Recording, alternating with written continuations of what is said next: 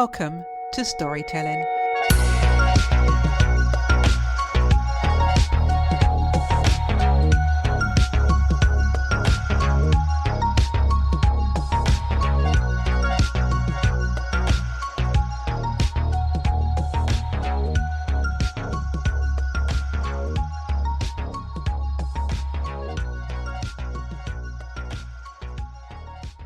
This week's guest is an award-winning filmmaker whose career spans 3 decades across film, television, music and documentary. He's directed visuals for iconic global productions, worked with major studios like Universal, Paramount and Sony, and shot in locations ranging from the Arctic to the Indian Ocean. Most recently, his work has helped uncover the identity of a serial killer who evaded justice for nearly 50 years. With 3 new feature films produced in partnership with a major US studio and an ambitious King Arthur franchise on the horizon, he continues to push creative boundaries while remaining a full voting BAFTA member and a proud representative of the UK film industry. Please welcome writer and director Sacha Bennett. Hello, Sacha, and welcome to the podcast. Thank you so much for inviting me, and it was lovely meeting you in person, and what a delight to be on your show. Thank you. Sacha, I've got a question for you because you've been in the film industry for a number of years. Why do you love doing what you do? The origin story is basically when I was 7, I watched Jaws in my local Odeon cinema, which is now BP Garage, which is a shame. And plot spoiler alert, the head pops out the boat and I jumped along with everyone else. And I was like, I want to do that. But at that point, I didn't really know what that was, because at the age of 7 you're watching a movie and you think it's happening in real life rather than someone spent a year making it. And just to get a reaction from a group of people was the instigator, shall we say. So why do I do it still? 2 things. One is that being in one of my premieres or a screening of one of my films and hearing people either laugh at a joke I've written or jumping at a scare that I put in there or going, ooh, at a moment that is a bit gory or whatever it might be, is a real kicker, and you get addicted to that.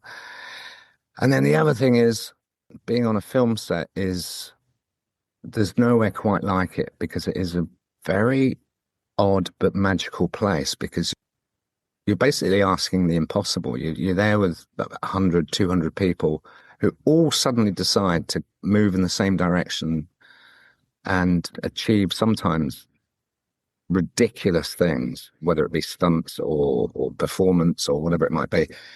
And just being there and watching it happen is just such a magical thing. It's a real alchemy of people's talents who come from different walks of life, who have different skill sets, who have different interests. You know, the art department love art.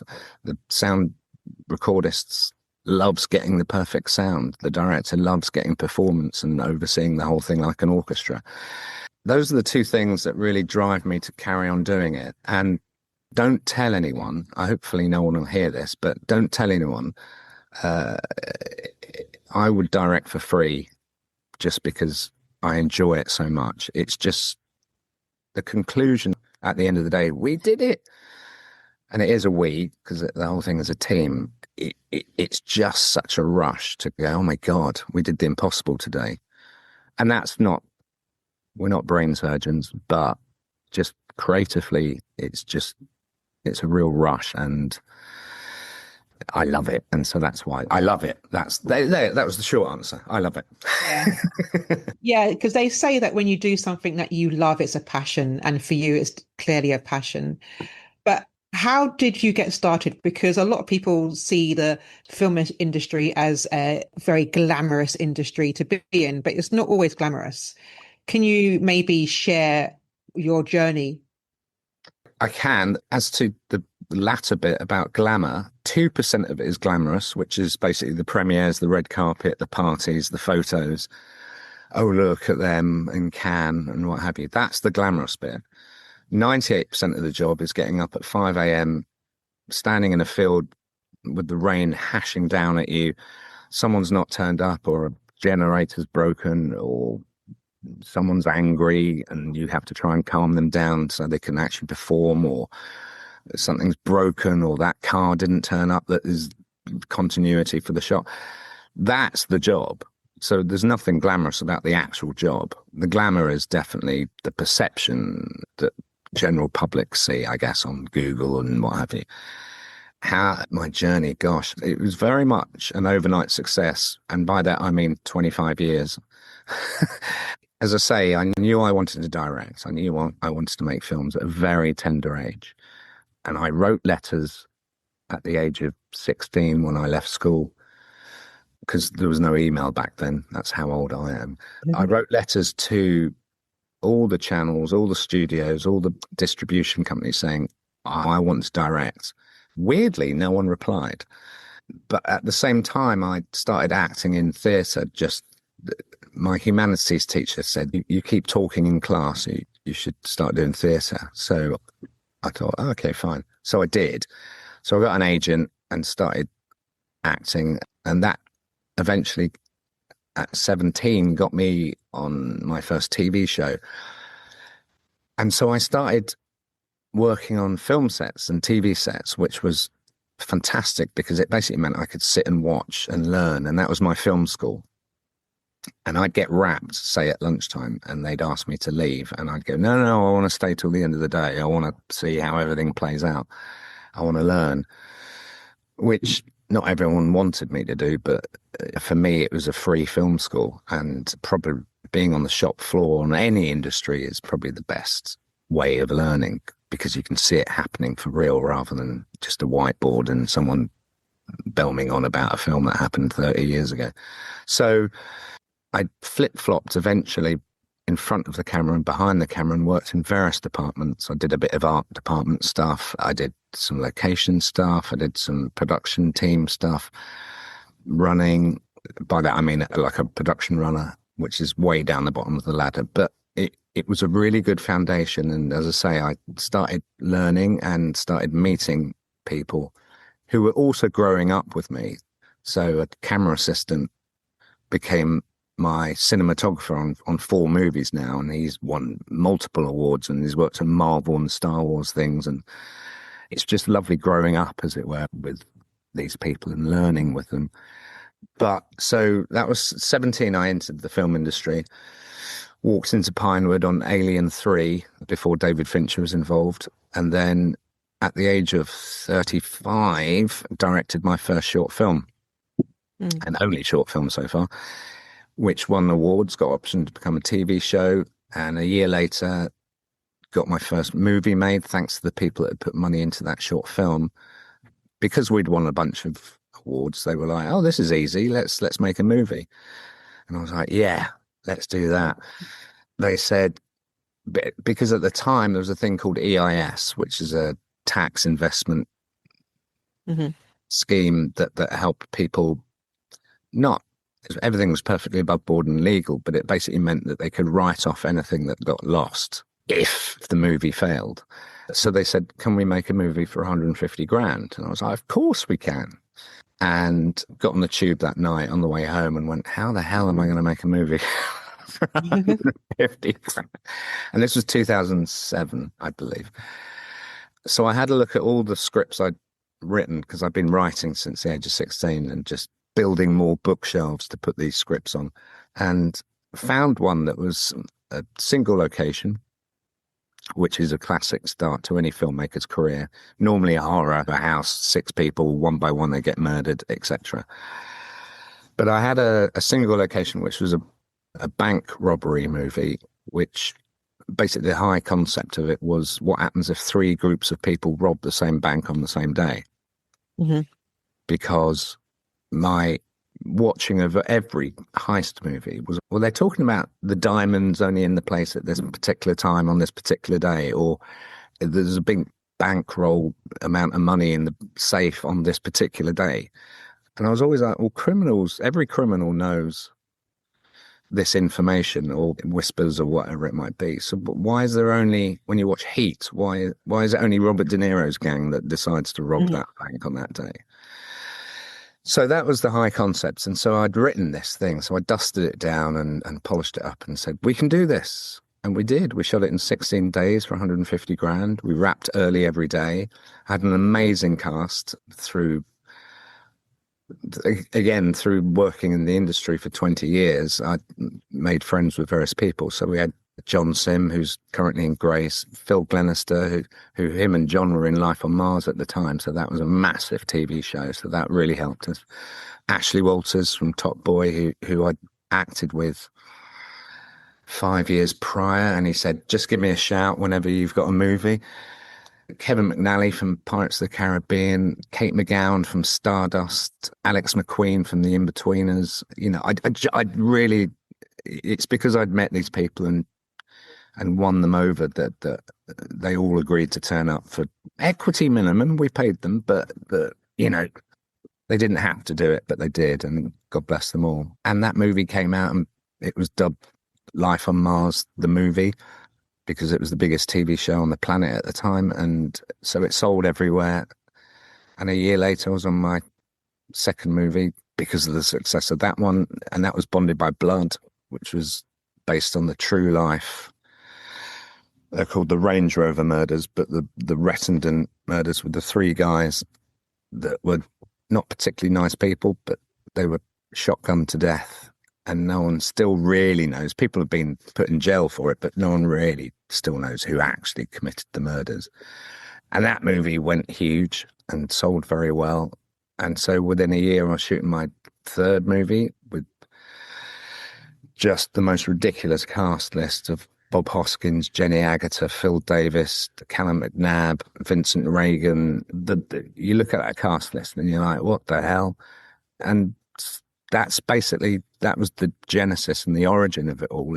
As I say, it took 20 years to get there. But once the trap opened, I was off and running and I haven't stopped since. And it's been an amazing journey, and touch wood, it will continue. But yeah, I've been very lucky. But at the same time, you make your own luck.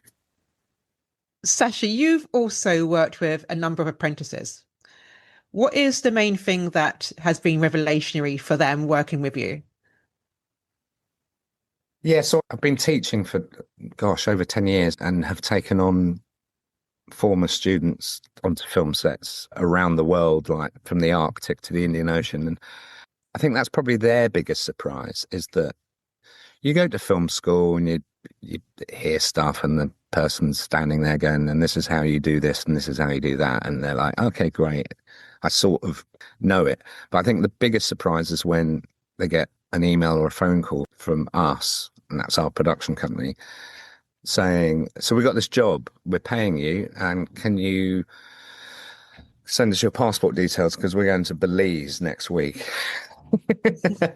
So I think that's probably the biggest surprise. And then the second biggest surprise is probably, because I think sometimes when people go to film school or college, they leave the classroom and there's a bit of doubt about whether the person knew what they were talking about. Mm.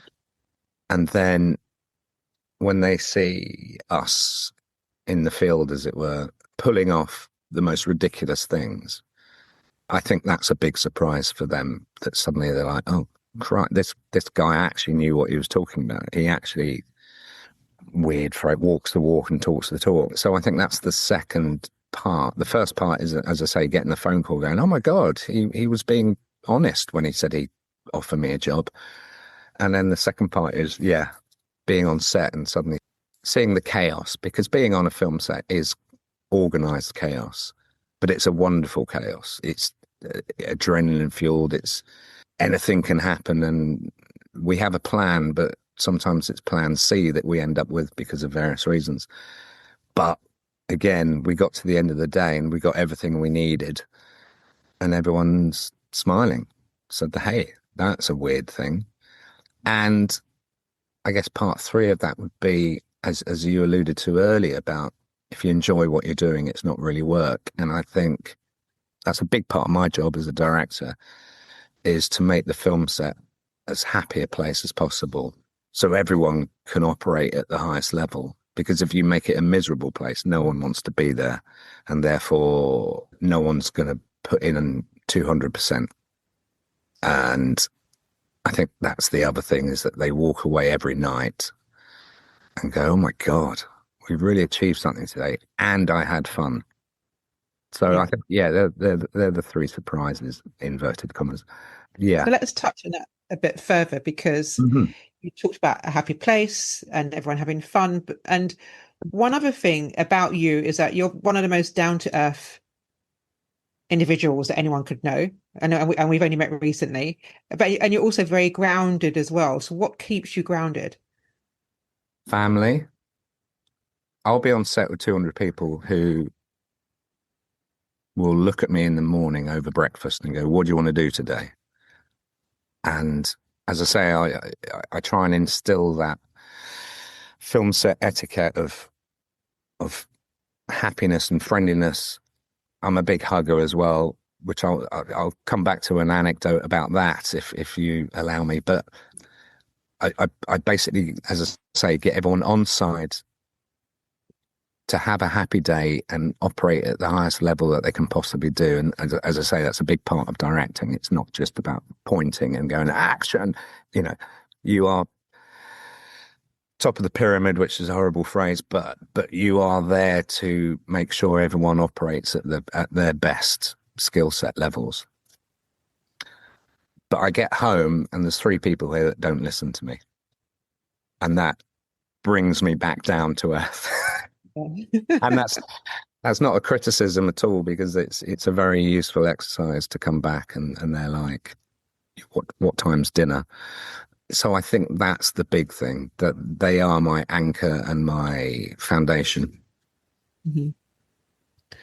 You mentioned earlier on about some of the projects and films that you worked on and some of the various talents that you've worked with as well. Is there a particular favorite film or project that you've worked on? It's funny, everyone always says, what's your favorite film? And the trouble is, when you've done more than one, and It it's, changed every time, right? well, it's not even a change thing. It's always like, well, who's your favorite child? Because they're all my films are my children. Albeit, as I say, there's a team that's always put it, it's not my film. I've always said it's our film Yeah. to everybody involved, which not every director or producer says. And so to kind of go, this is a favorite, is always a bit like, well, that means that you didn't like, whichever number you've done. So I'd like to say I don't have a favorite.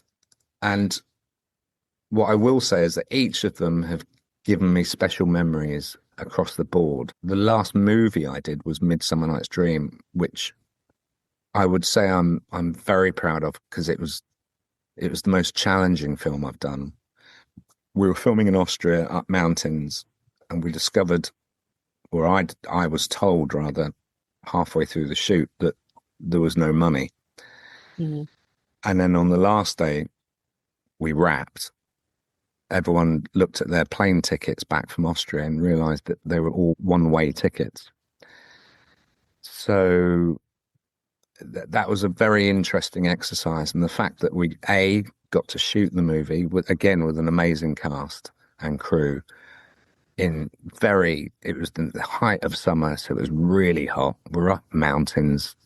There was not much oxygen because we were so high in the mountains. To have finished that movie and got it released against all the odds gives me a real sense of achievement. And kudos to the financiers who took over the control of the movie, because obviously they had an investment in that film and needed it to be finished, and they saw it through when they could have just walked away. And it's a beautiful movie, and obviously it's William Shakespeare, and it was just a lovely departure from some of the other stuff I'd done. I've done various genres, but it was just lovely to do something art house rather than genre for once. And so therefore, it's not I wouldn't say it's my favorite, but it's certainly the one that I'm most proud of, just because of the hurdles. Mhm. And what's next for you? What's next is two things. There's a documentary about a true life murder, because we did one of those 2 years which came out at the beginning of this year called West End Murders, about a serial killer in the 1970s with a former murder detective team headed up by Colin Sutton, who's the real manhunter on Sky. And this particular documentary, it's probably going to be a two-parter, I think. The West End was a four-parter. This is probably going to be a two-parter. And it's a fascinating story, which I won't spoil because I want you to watch it. And then in terms of fiction, inverted commas, the next movie looks very likely to be a King Arthur reboot, which I've written and will direct and produce with someone else. And that looks likely to shoot in the autumn. Again, a lovely cast of friends that I've worked with before. And it was an interesting interview. That they asked me to write it. And I said, do you want it modern day? Do you want it this? Do you want it that? And they said, no. We want it the same but different. All right. That brilliant phrase where you're like, oh, okay. I don't know what that means. Anyway, I handed in something that was the same but different, and everyone seems to love it. And it's a script I'm really proud of. It has everything that we'd recognize, but I've flipped a lot of things on their head to make it creatively interesting, and certainly more interesting for the viewer, so they're not going, oh, I've seen this before. And yeah, there's battles and there's action and there's the love triangle with Guinevere and Lancelot and Arthur, obviously, and Sword in the Stone and Lady in the Lake, and all of that's there, but I put a twist on all of it, which took me a while to kind of come up with those twists, but I think yeah, it's that time paid off, and I'm as I say, I'm very proud of the script, and hopefully we'll get to make the movie. That sounds fantastic, and we look forward to watching and supporting you with those movies. Sacha, I just want to thank you so much for sharing your story and for being a guest on this podcast. Oh my God, so that's it. I've only answered 3 questions.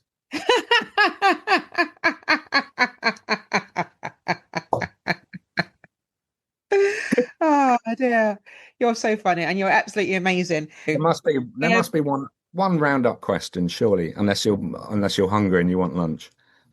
I don't know. All right, let me give you another question then, as I don't mind. No, keep asking. Go for it. Let's Well, make don't this the forget. longest podcast you've ever done. No. No, I'm not doing that. Let me do. I want to ask you a personal question then, if that's okay with you. I'm a Taurus. So am I. When's your birthday? 11th. Mine's the 4th. May the 4th. Yeah, nice. Sacha, you've spoken a lot about your film career, the various projects that you've worked on. But on a personal level, what do you do outside of this at home or away from this? How do you relax? How do you have fun in a different way? I drink an enormous no. No. PlayStation is a big thing. I'm a teenager in a very old body. We have an amazing garden here. It's a communal garden that happens to have a tennis court, so I love that. Swimming has been a big part of my life. Just to be solitary and just gliding through the water and having that solace, wonderful. Those are the things, and then just living in a lovely part of London that's surrounded by trees and greenery and lovely neighbours. Is where we live is almost like a village, and so you'll walk. There's a supermarket at the top of the road. I won't advertise them, but it's one of the posh ones, and it's 100 meters away, and it will take you sometimes an hour to get there because you bump into neighbors and you get chatting or over the brick wall conversations. And that sense of community in the middle of a metropolis, I find fascinating and lovely. Sometimes it's you're racing off to a meeting and you get stopped. You're like, I need to go. That sense of, as I say, community, wonderful. So that gives a bit of serenity. Mhm. Do you think that's maybe something that you could write about? Possibly. I don't know if it would be necessarily that interesting because you always need conflict and drama and hurdles in a story. So if you're kind of going, well, I live in a very serene, perfect part of London, Yeah, but something extraordinary might happen in that serene part of London. I think this sounds more of a job for Richard Curtis than me. I'm very much the let's behead people and talk. Yeah, let's not add that to the storyline. But no, Sacha, you've been absolutely amazing. Thank you very much. As have you. And no, thank you for your time. And I appreciate being invited. And it was lovely to meet you at the engagement party. If you would like further details about Sacha, then please follow the links in the show notes.